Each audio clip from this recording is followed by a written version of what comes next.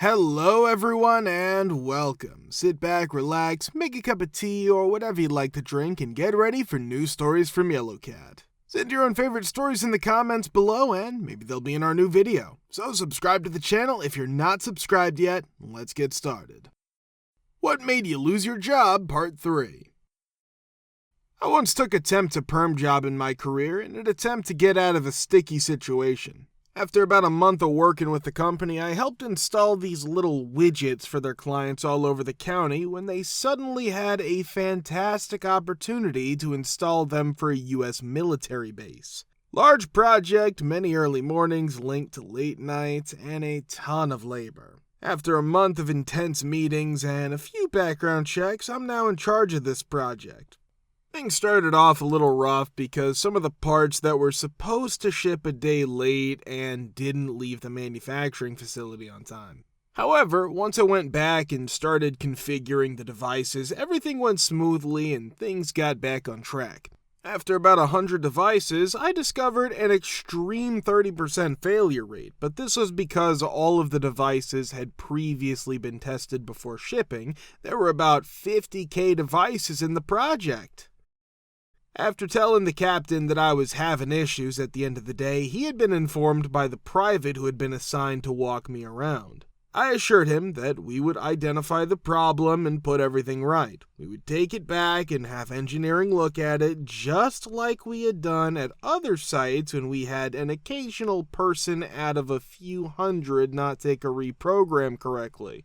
The project sales representative then showed up the following day, and I assume this was done to help ease the client's tensions. He informs me that the installation will be shortened when the company investigates the underlying issue, so we packed up and took the red-eye home. When I arrived at work the following day, I was informed that my services would no longer be required and that I would not be receiving the permanent position. It was the first I had heard of someone being let go for being truthful. I was shocked. The CFO and CEO tried to save money by hiring their teenage sons and their friends to assemble and test the devices for a few weeks during their summer break, according to a buddy who was still working there. I guess they didn't want to explain that to the general when he called about the issues, so the stupid installer got blamed and then dealt with. The first time I ever had been fired. I worked for a bakery that wasn't being run well. For example, the AC did not work and they had like 3 ovens in an enclosed space along with a stove and multiple people during the day coming in and out.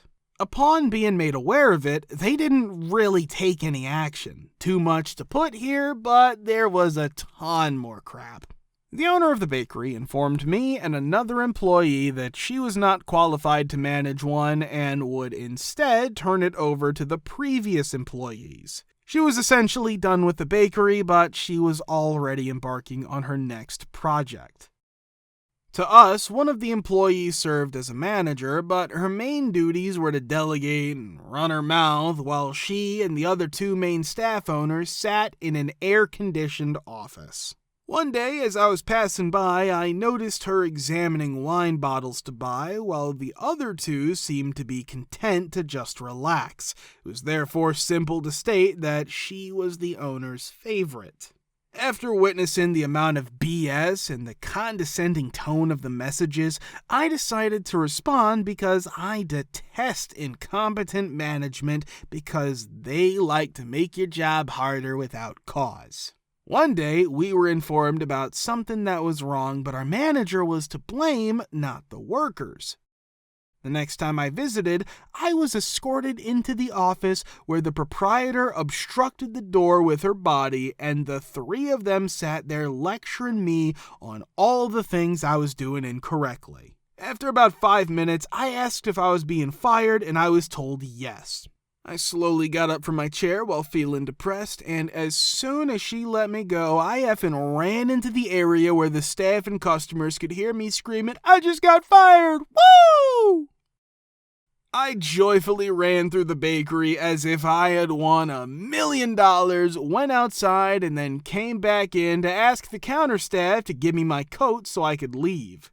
The owner came out to tell me to go around the back so she could give me my belongings because the customers and staff were perplexed. She gave me the finger and told me not to come back, to which I said I wouldn't. They wanted to keep my coworker because she was an excellent baker, but she quit later that day after learning the truth. She was experiencing the same emotions as me and other people. There was a rather poor turnaround at that location.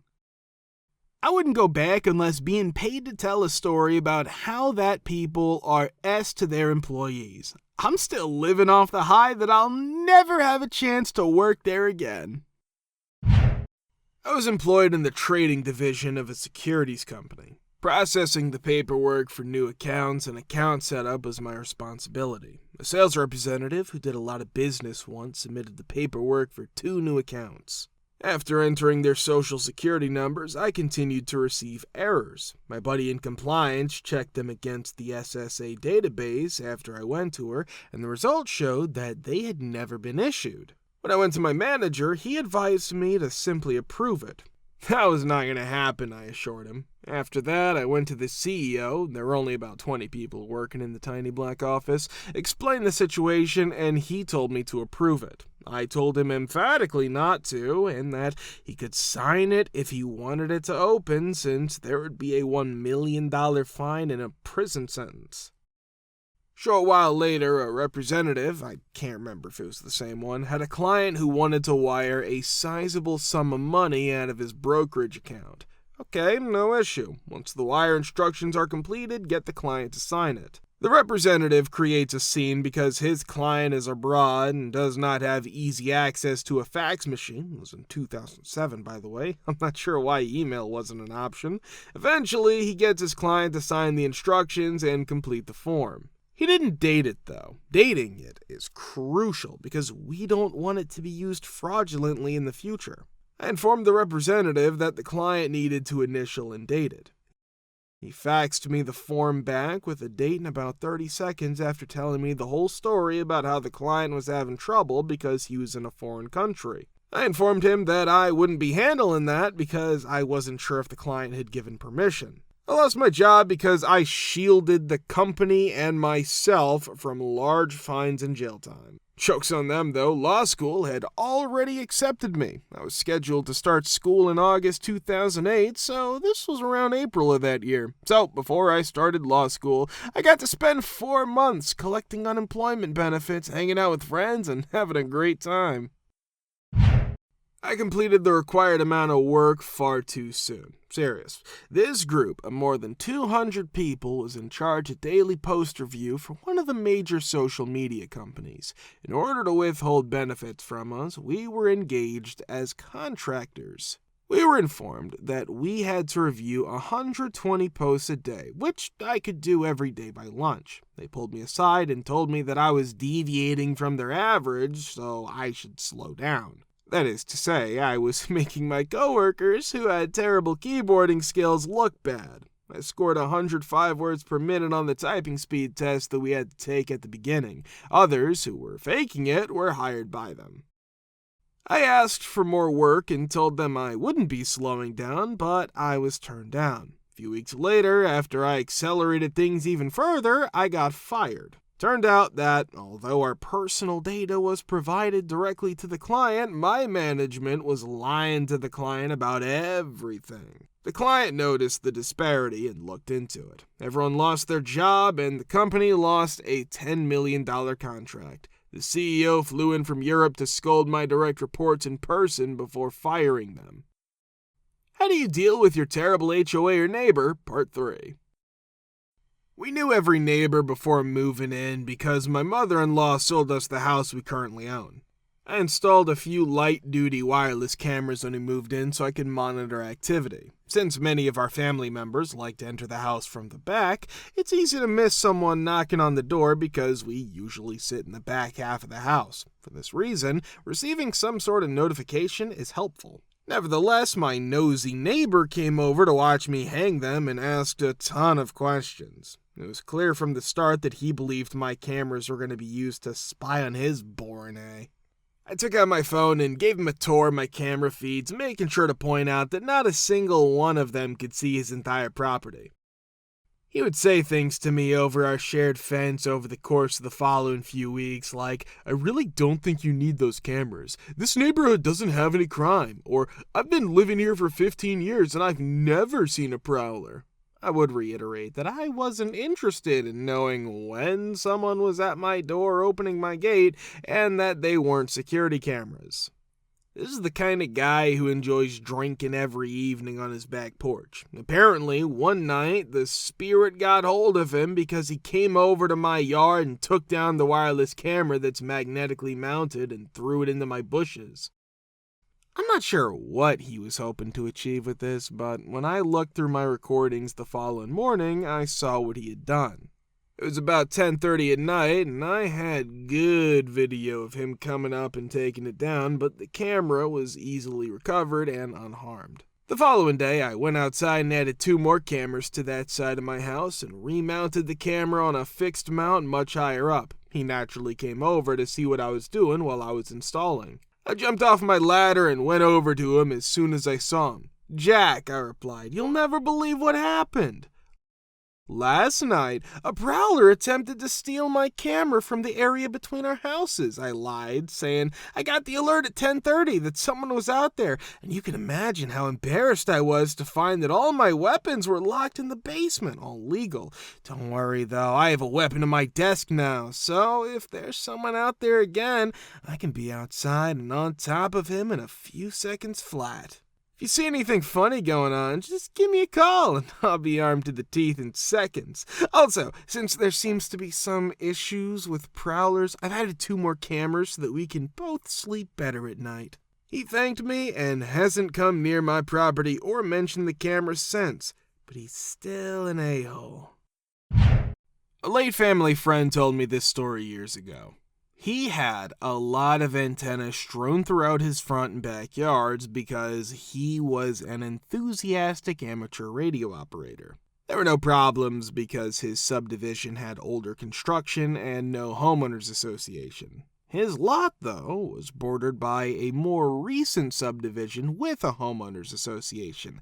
I think you can see where this is going. One day, one of these Karen types knocks on his door. She was obviously not fond of all his antennas, having recently purchased the house behind him, along with the standard, "They're a safety hazard, eyesore, lowering my property value, hurting my feelings, etc." arguments. She began rattling off all these purported HOA rules he's breaking. She would not listen to his attempts to gently clarify that his house was not part of their HOA because it was in a separate subdivision. Following several weeks and similar exchanges with the HOA's legal representative, he received a menacing form letter in the mail. It so happened that his attorney was a partner in that very firm. That line of communication was cut off with 1 phone call. After that setback, Karen gave up and he was able to resume his peaceful life. After a year or so, Karen relocated. When I purchased my home 21 years ago, I must admit that I knew very little about homeowners associations and the BS about protecting your property values. It was a lovely house at a fair price, and it was in a peaceful, rural, at the time, area of the state I live in, but I had a family on the way. I reasoned that, why not? It would only be for a few years, after which I could sell and move on. We stayed at the house for a variety of reasons. Those included the housing market crash, in which I was in debt for several years, and wished to prevent my children from being removed from their current schools, among other things. I witnessed some of the most terrible things occur during that period, all on the board's part. Selective application of CC&Rs, that is, you were singled out if they didn't like you. Zero CC&R enforcement, the board took no action. In the past, the board decided to outsource to a property management company that stole thousands of dollars from the HOA. In retrospect, that was most likely the board that took no action to enforce the rules. Why did I join then if I detest HOA so much? Well, because I reasoned that if I didn't help, I couldn't be. Then one very strange day, I started getting questions from several neighbors asking if I could dismantle the HOA. Yes, but it's a lot of work. We need at least 2/3 of the homeowners to vote in favor of dissolving the HOA, I informed them. Voting no or abstaining from voting was equivalent. The board then decided unanimously to put it to a vote. We then went door to door, got each homeowner to sign a ballot, and addressed any concerns they had, such as, well, what if people vote to keep it? Then the HOA stays. That's clearly what the homeowners want, we would respond. Naturally, there was also the, well, don't you care about the value of your house? We require an HOA. Naturally, we would advise people to vote in accordance with their beliefs if they believe that keeping it is the right course of action. Ultimately, it became evident that the residents, a few of whom were among the original home buyers and had remained here since the development's inception, had had enough of interacting with the HOA. They shared my pain and frustration in equal measure. More than 2/3 of the homeowners voted in favor of dissolving the HOA. We'll be working on submitting the results and the dissolution documents to the state, among other things. And to be completely honest, the vast majority of us are ecstatic. If you want to watch the part 2, click the link here. Thank you for subscribing, the likes, and comments. We're very happy to see you all in the comments too. Thanks for your support.